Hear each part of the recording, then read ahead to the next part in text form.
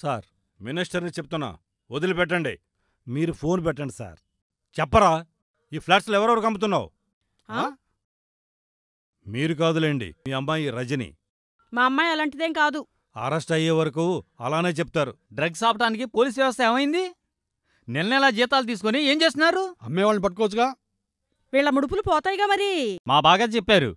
అయిందా మాట్లాడటం? మీ పేరెంట్స్ నిర్లక్ష్యం వలన ఇదంతా జరుగుతుంది తెలుసా? మురళి ఎవరు? నేనే.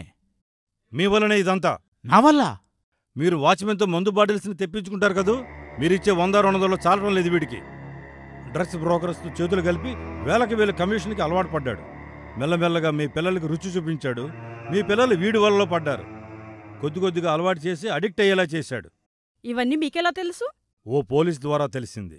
మీరేగా పోలీస్? ఎస్, నేను యూనిఫామ్ వేసుకున్న పోలీస్ని. యూనిఫామ్ అక్కర్లేని పోలీస్ మీలోనే ఉన్నారు. ఎస్, మిస్సెస్ శాలరీ గారు.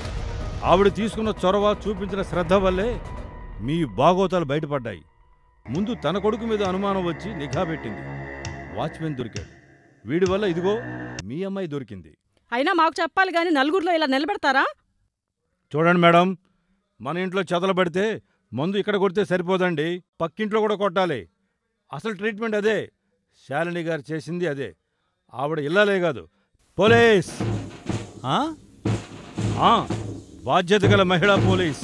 ఆమె ఎప్పటికప్పుడు మాకు సమాచారం అందించేది. నేను ఫాలో అయ్యేవాణ్ణి. మురళి గారు, మీరు 403 కిరణ్తో కలిసి డ్రగ్స్ బిజినెస్ చేస్తారు కదూ. మా దగ్గర పూర్తి సమాచారం ఉంది సార్. మన పెరట్ల పూలు వికసించకుండానే మన కళ్ల ముందే కాలిపోతున్నాయి సార్. మన పిల్లలు మనం వెలకట్టలేని అపురూపమైన ఆస్తులు.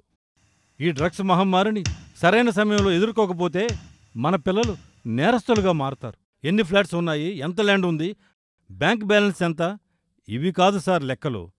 మన పిల్లలు బ్యాలెన్స్ తప్పకుండా చూసుకోవాలి. తన మన అనుకోకుండా బాధ్యతగా వ్యవహరించారు. అందుకు ఆమెను అభినందించాలి.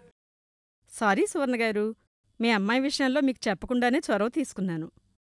చొరవ కాదు, శ్రద్ధ అనాలి. మేమే మీకు థ్యాంక్స్ చెప్పాలి శాలిని గారు. మా పిల్ల మాకు దక్కింది. ఊహించుకుంటేనే భయంగా ఉంది.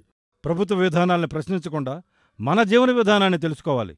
మన పిల్లల పట్ల శ్రద్ధ వహించకపోతే అంతకుమించిన దేశద్రోహం మరొకటి లేదు.